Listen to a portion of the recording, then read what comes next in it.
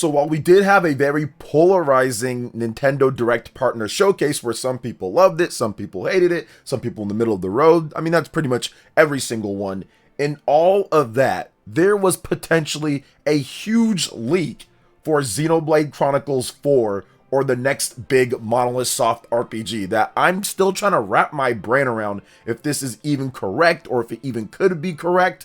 But then I go back and look at some of the different leaks that we've gotten for Xenoblade games over the years, specifically with Xenoblade Chronicles 3, where a lot of the information beforehand was leaked out, and I'm thinking to myself, well, maybe it just happened again. So I don't want to take this as a video to where it's just 100% believe everything. Take it with a grain of salt, obviously, until Nintendo does reveal that next big Xenoblade or Monolith Soft game. There has been some stuff where I talked about with the voice actor and there potentially being something Xenoblade for this year. Some people maybe felt that it would be a Xenoblade Chronicles 2 Definitive Edition or something else, but we will see when it comes to that.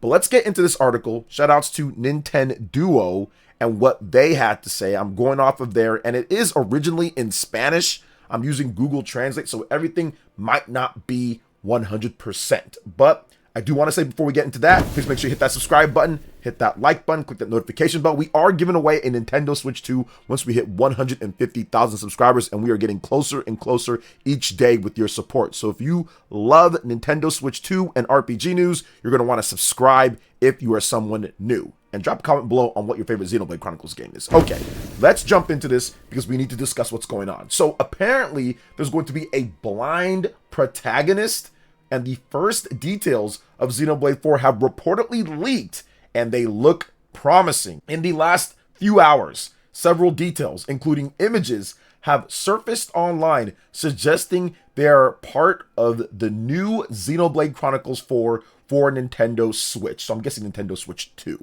It seems that Monolith Soft's new game isn't quite what was expected, as these emerging details reveal who the protagonists of the new Xenoblade are, what they look like, and even give us a first glimpse of their designs. Before I get into the rest of this, it's just hard to feel like this would actually leak this type of way. It just blows my mind that this could potentially be right. But once again, grain of salt, guys. I want to make sure that I emphasize this. Do not take it as 100%. Okay, let's continue on here. A worker at a studio subcontracted by Monolith Soft for character modeling reportedly revealed on the Tiba forums that the protagonists are Kane and Elza. Kane is described as a human slave who had lived as a gladiator since childhood and possesses a strong sense of justice.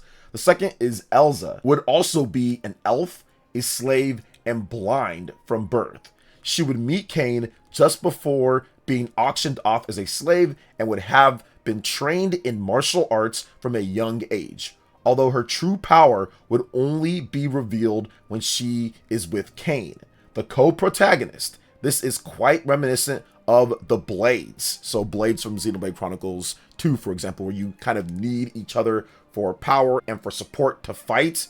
Now, the style of both characters matches that of Mai Yonayama, an artist and animator who worked on the Cyberpunk Edgerunners series, Promare, Little Witch Academia, and also Xenoblade Chronicles 3, Persona 5, Project Cross Zone, and Fire Emblem Heroes.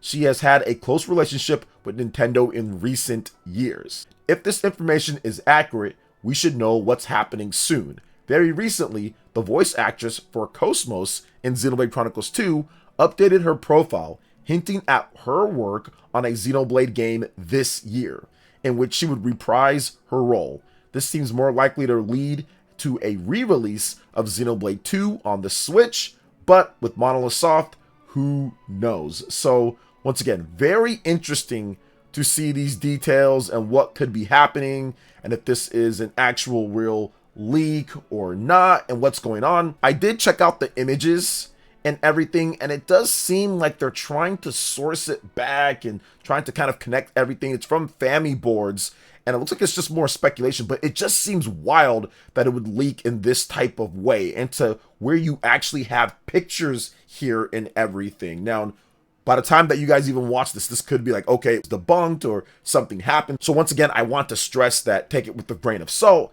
But this absolutely seems, from the images and from what some of the descriptions are, something that Monolith Soft would do, and something that Monolith Soft would look like when it comes to these two characters and the designs. Xenoblade Chronicles 4. From what Monolith Soft has said, if you look at some of the ending statements after they finished Xenoblade Chronicles 3 and Future Redeemed, and if you've especially beaten Future Redeemed, it doesn't seem like that world and what they did and that story is completely done. Now, there's closure for people that want it. Yes, I got my closure and everything is great.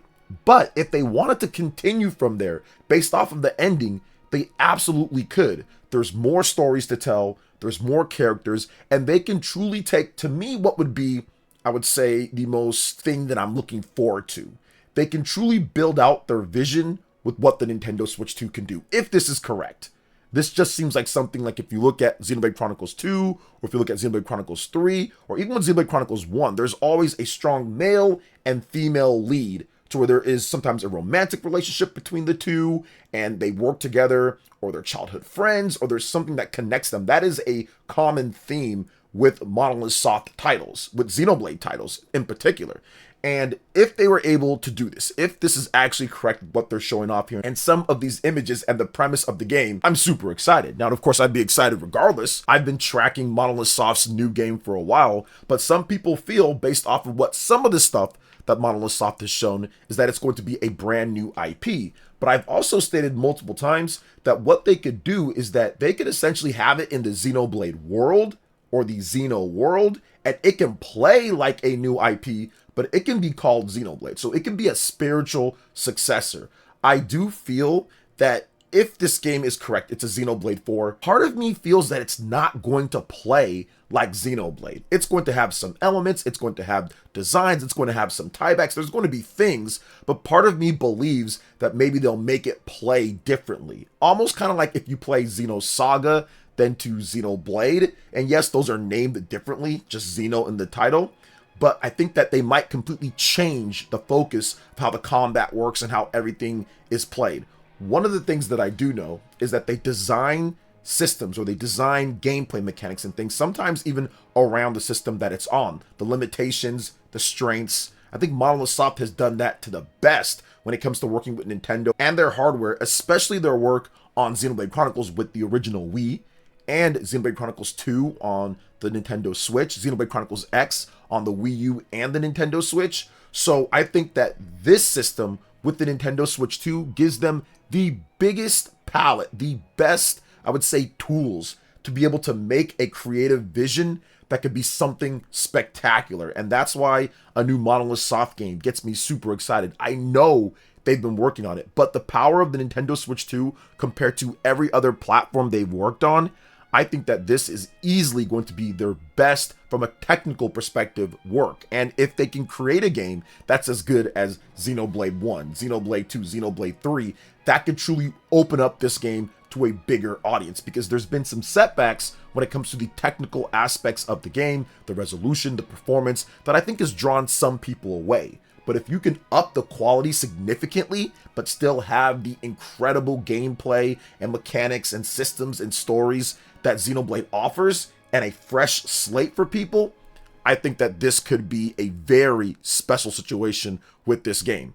I'm hoping Monolith Soft has something for us early, because usually Monolith Soft titles are shown off at the beginning of a life of a system. They don't usually go too long before they show it. Now, this has been the case since the Wii U, when they showed off Xenoblade Chronicles X, although I do think that they showed off that game really early because the Wii U was selling incredibly bad. So they needed something to get people excited about with the platform. They needed to give people like a jump, like a shot of life, because after the holiday, sales just completely tanked and Nintendo kind of knew that was happening. They already kind of saw it because the November sales came out for the US, but then the December sales were already fastly just dropping, and the Wii U launched in December in Japan, so it was okay, but it wasn't an incredible launch. So I think that they knew that they needed to put something together, and that's why it kind of took the whole generation to get Xenoblade Chronicles X on the Wii U. But I think that with this one, it buys them a bit more time because the Nintendo Switch 2 has been incredibly successful.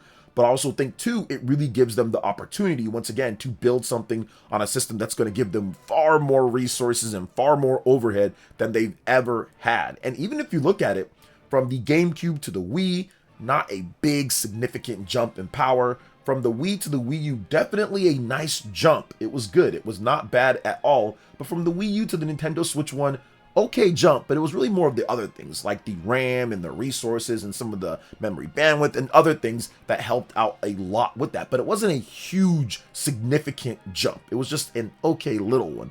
But the Nintendo Switch 1 to the Nintendo Switch 2 is that full, big, generational leap that I think that Monolith Soft hasn't seen in a while, if you're going to just count the Wii to the Wii U. But I think in this case, it's even better. It's even more, I would say, pronounced, and it's just bigger. From what we've seen from other third-party developers and what they've done on the Switch 1 compared to the Nintendo Switch 2 and the performance and all that, I think that this is a huge jump when it comes to what this system's able to do. And I think that Monolith Soft, out of all the developers that Nintendo has, Monolith Soft is the devs that can truly do something from a massive scope open world and say, wow, that looks completely different from what anybody else can do on the platform. So that's what gets me excited about this. I know I can talk about Monolith Soft forever on this channel. Every single day I can pretty much mention something that I thought was awesome or something that they need to bring back.